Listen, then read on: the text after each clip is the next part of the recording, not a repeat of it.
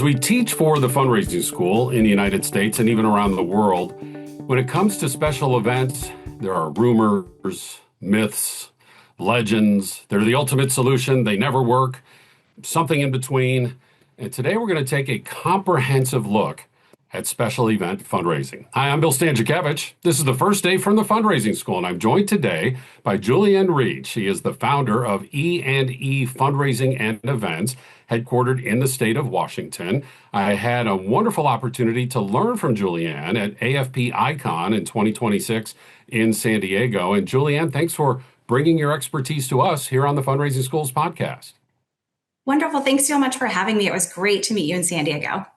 So how did you get into this work? Have you always been a fundraiser? Were you an event planner who then also joined into fundraising? What's that origin story? Honestly, it started back as my kids were in school and I started working on some fundraisers, right? I was a parent volunteer for auctions and then decided it was a space I really fit well into. I have a marketing background. I worked in tech for a while and then really just transitioned to a deeper understanding of fundraising and really understanding how it was happening. It wasn't just something I could go out and ask people for money. There was strategy behind it and design. And then from that point, I decided that really events were my specialty, but the lens I always look through is through a strategic event plan. Yeah, and that was very clear in your workshop at AFP Icon. And again, before we dive into some of these specifics, I mentioned my perspective. You know, we always hear never special event fundraise, it never works. No, it's the magic solution. Like what is your perspective? What do you observe as you view the philanthropic sector, as potential clients come to you? What's your take on this whole kind of view of special event fundraising? I love to say that if you're a major gifts officer, you hate fundraising events. And I understand why. Like, it makes complete sense that when you can develop a relationship and create an ask and go out and raise, hundreds of thousands or millions of dollars with an ask, that certainly makes sense. But from an event perspective, what you're doing is you're looking for that next person, that next donor, and providing an experience and tying them to mission so that you're developing your next ask and your next gift. So that's really how I lean in on it. And I look at events as an opportunity to showcase your mission and to look for generationally new donors as well. And I think we need that. We need those relationship building tools, and we need a wider net to cast in order to kind of discover those folks that are out there who might not have considered themselves a philanthropist, but who really could be. Julianne, if I'm understanding you correctly, you talked about mission promotion, getting the word out about our mission, but also inherent when you talked about donors and prospective donors. Am I understanding you correctly that you're saying that for special events, the best financial result is either new donors or upgrading our current donors? If the same donors are donating the same amount, why do all the work? Am I understanding that correctly? Precisely. So what we look at is there are social donors, philanthropic donors, and first-time donors as we're looking at an event. And so the social donors are there for the experience. They want the big themes, the raffles, all of those kinds of things. They're the ones who love to raise the paddle in the room. And you need those too. The philanthropic donors are mission first. They totally care less about your centerpiece, more about your why. Their data lives in raise the paddle gifts and sponsorships. And they're looking at your event as a possibility to upgrade their commitment. But I think the most important thing and the most overlooked donor is that first-time donor who comes in the room and who their attendants tell us what got them there. Was it something that was communicated through your mission? Did the event sound like it was a good time and now they wanted to participate? And so once they're in the room, then you have this wonderful opportunity to really steward them and to develop that relationship from that first-time donor. And that's why the events are important. So we need to be intentional across all three of those categories, especially the new donor. How do I get that prospective new donor in the door? What does that invitation look like? You have a marketing background. What does the marketing look like? How can I attract those potential new donors to my special event? I think it depends on who you're looking for. And I also break down when I'm looking at an event and I'm developing a strategic plan behind it, I'm looking at who do we want generationally in the room. So when we're looking at the millennial donor and Gen Z donor specifically need to tie to mission and to cause of your organization. It's not about the excitement and the party. It has to be about why should they align values-wise and value-centrically to what you're doing. Julianne, can you give us some examples? We have some dear colleagues, Michael Moody, and Holly Miori, they have researched the millennial and Gen Z generations. And to amplify that excellent point you just made, they say that, those two youngest cohorts now, they're not going to go to the gala. They're not going to go to the auction. That's for mom and dad and grandma and grandpa and the older generations. Can you give us some examples of the types of events that you have seen really resonate with the millennial and Gen Z generations?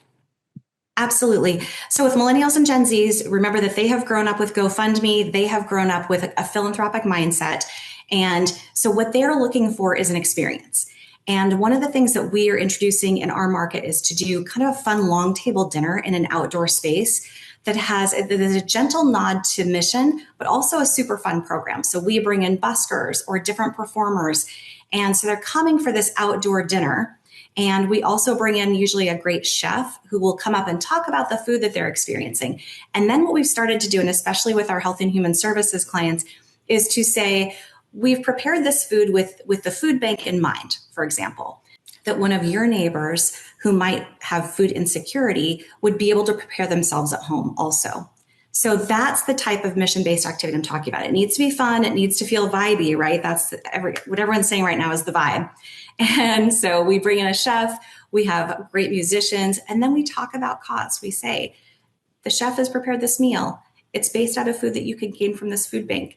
Your neighbors in need you. And here's how many, and here are the stats. And if you align with your cause and values, then they are tied to mission, and then they will start donating.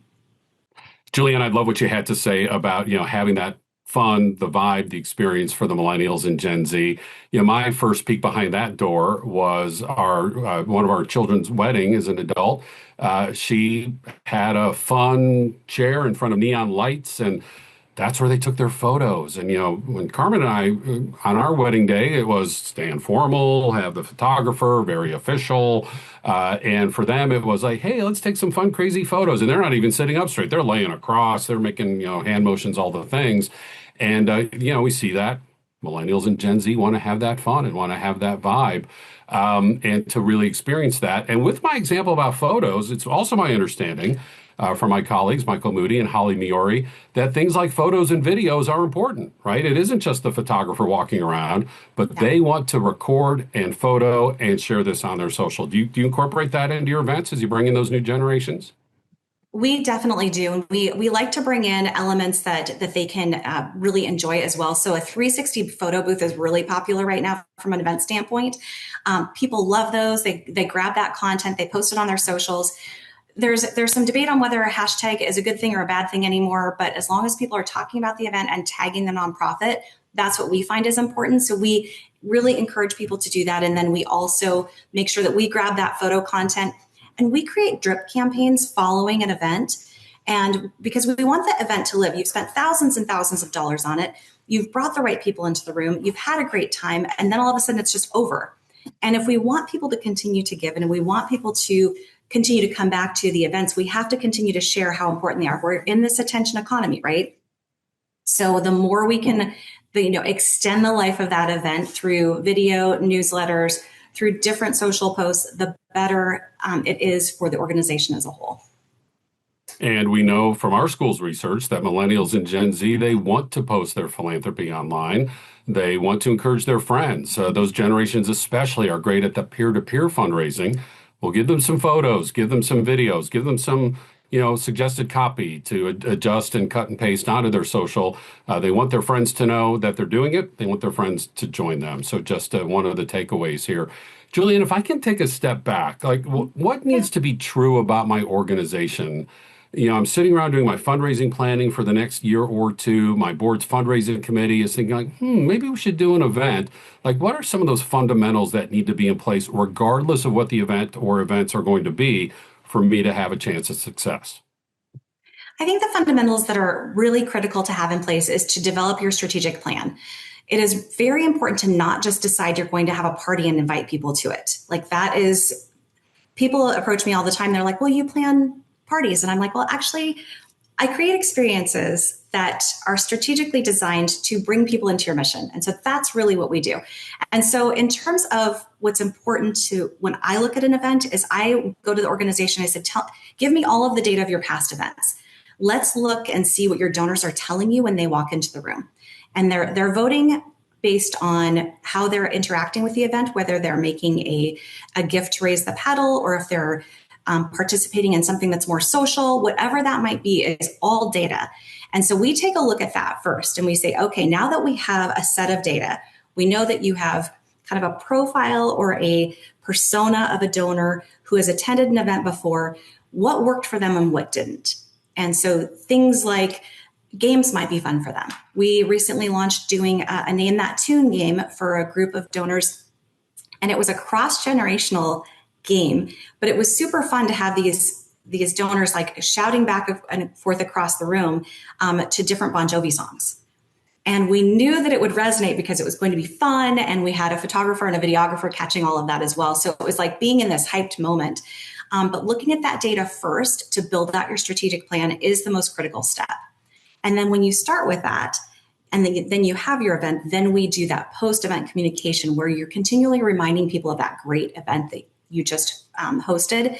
And what you're trying to get to is for any new donor who's walked in the room, any first-time donor, 91% of those donors say that they will give again in the next 12 months. But at the end of the year, really only about 19% do. And it's because, in my opinion and belief and the research that I've done, nonprofits aren't leveraging what happened at the event to get that donor to make that second gift. And I want to expand on that because that was one of the points that really jumped out to me at your session at AFP Icon. And but before I do, I have to say we will accept your John Bon Jovi example. Great. But, okay. but when you host an event in Indiana, Michael Jackson, John Mellencamp, there'll have to be a Hoosier artist flavor to all it. in for Name That Tune. That's great. And also some of the things that we teach at the fundraising school, and I know you agree with this, we need our board on board and engaged.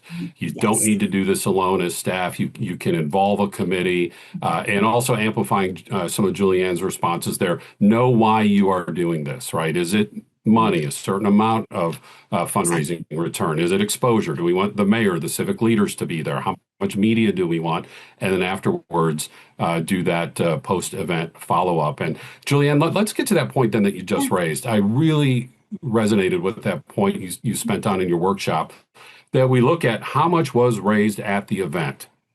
But for you, the event is just the beginning, or it's the end of the beginning. We're staying in touch with who donated, and reaching out again to who did not donate to give them another chance. Can you please explain that for us? Oh, absolutely. So one of the things that we always do is we leverage the event in post-event communications for additional donations. So for example, there's always an email that we suggest that goes out the Monday or Tuesday following your event. It talks about how fun it was. We post the appeal video if that was part of your event. We post some fun photos, and then we don't highlight goal. We say, we are nearly there. We are almost to the goal. Would you join us? And so for anyone who didn't join, who has a little bit of FOMO, they may make a gift at that point. And then we wait for another week, and then we can announce totals and how exciting it was and what those dollars will do to make sure that your mission is moving forward. And Julianne, I've been part of a nonprofit as a board. We even then waited a few months, like it came towards the end of the year and we were doing our annual appeal. We'd go back to those people who came to the event but had not yet donated and say, we know this is a big decision. We understand you have a lot of options out there. We thought we would, inform you yet again about this opportunity to make a difference. And then those who have donated, do we engage them in future years to bring their non-donating friends and family members? How does that longer term relationship look, since the event, again, is just sort of the end of the beginning of the relationship? I think that what's key about that, and something that we've worked with many clients on, it's the invitation, right? We start with our board, we start with our table captains, and then we move to, who are you inviting and how do they align with the mission, right? So we start there. And then as you reach the end of the year or whatever that next campaign is, it's reaching out to those people and saying, who else do you think needs to know about this? And this will become more critical. And I know you know this already just from all the research that you've done. It'll become more critical as we're developing our Millennial and Gen Z donors also, because they want to be invited. They want to be invited into the mission and align with you. Capturing contact information is so essential. Maybe it's a little easier to do if we are at the dinner. You mentioned table captain. Mm-hmm. What if I have that outdoor event? We're walking the dogs, we're running, we're doing something outside. Maybe we're at the state park because that's where the Millennials and Gen Zs love to hang out. Like, how do I capture the contact information in some of those, less traditional indoor settings? I always encourage, and in fact, I won't really work with a client if they say they are not going to capture any sort of registration data. That is absolutely critical. So whether you're using a fundraising platform, no matter what that platform might be, you've got to capture that at a minimum: name, mobile number, and email address. Home address, I know that there's a, case 2 and 4 and against. Let me go back. 3, 2, 1. There's the case for and against direct mail. I'm a huge proponent of direct mail for all generations. People are back into it post-COVID. But if you at least have name, mobile number, and email address from any event that you do, that's critical. The third step, of course, which is even more critical, is how did they participate? So you will want to make sure to have, did they donate? Did they pay a registration fee? Was there some way they contributed post-event? And just making sure you're collecting. And that's the minimum amount of data that I would suggest is gathered by a nonprofit.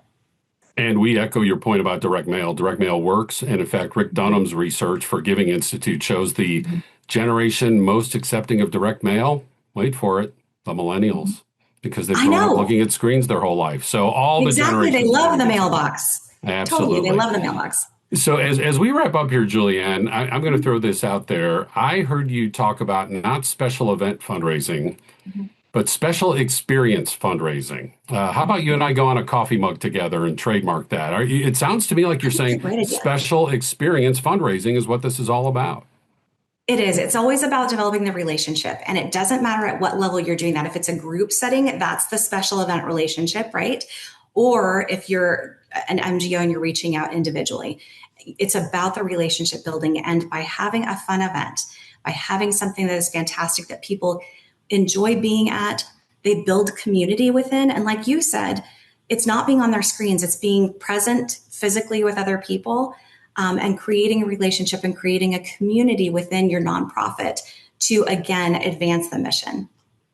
We are so fortunate that Julianne Read was led to take her technology expertise, her marketing expertise, her fundraising passion, and bring that all together into E&E Fundraising and Events. She's the founder and principal of that organization, helping us understand special event, special experience fundraising. Julianne, thanks so much for being with us on the Fundraising Schools podcast. Such a pleasure, Bill. Thank you so much for taking the time. We have a course specifically on special event fundraising, and special events also baked into several of our courses: Principles and Techniques of Fundraising, our campaigns course, such an essential vehicle that we need to consider strongly to broaden our number of donors and maintain relationships with our donors. We have over 24 courses now, and they're in more than 12 U.S. cities. We also have custom training that we can bring directly to your nonprofit or your geographic region, perhaps your association. We have quarterly webinars and these weekly podcasts, and also our textbook series, Achieving Excellence in Fundraising, the flagship book now out in its 5th edition, a new book coming out on board engagement with fundraising. All of this information online at go.iu.edu/TFRS for the Fundraising School. I'm so grateful for our longtime producer, the Emmy Award winner, Mike Anthony. It's a lot of work making me look good, and Mike's been doing that now for nearly a decade. Our other producer, Jennifer Boffman. I'm Bill Stanczykiewicz, and now you are now more fully informed on this first day from the Fundraising School.